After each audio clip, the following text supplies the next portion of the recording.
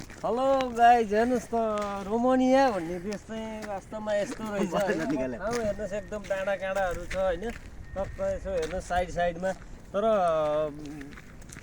शान्ति छैन साथीहरू। यो रोमानियामा आएर दुःख पाउने भन्दा बाटो केही पनि रहेनछ है। अब तपाईँहरू आफ्नो विचार गर्नु होला होइन। त्यत्रो अब 8 लाख 9 लाख तिरेर आउनुपर्छ भने चाहिँ सायद तपाईँहरू नआउँदा नै राम्रो हुन्छ है। किनभने अब 2 लाख रुपियाँ तिरेर खाडी मुलुक जानुभयो भने त बरु कम्तीमा 50,000 त कमाउनुहुन्छ होला। यहाँ आएर के गर्ने, 60-70 हजार 50,000 बच्छ कि बच्दैन। त्यही भएर ठाउँ चाहिँ राम्रो छ, ठाउँ हेरेर आउन लोभिनु होला। तर म विनम्र अनुरोध गर्छु, हुन्छ तपाईँको आफ्नो विचार। यदि आउनै हुन्छ भने चाहिँ कम्पनी राम्रो हेरेर फ्यासिलिटी हेरेर आउनुहुन्छ भने बढीमा 6 देखि 6.5 सम्म तिरेर आउनु पनि ठिकै हुन्छ। त्योभन्दा माथि हो भने चाहिँ तपाईँहरू नआउनु होला, किनकि यो फुल्ली सेन्जेन भएको छैन।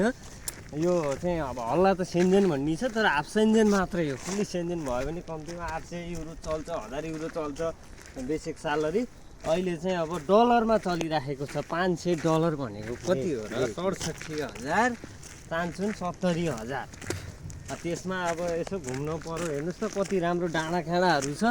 अब यता त्यता घुम्दाखेरि त अब 150 त सकिन्छ, 200 त सकिन्छ। त्यसैले विचार गर्नुहोस् है, विचार गर्नुहोस्। ल हस् त, धन्यवाद। फेरि अर्को भिडियोमा आउँछु है।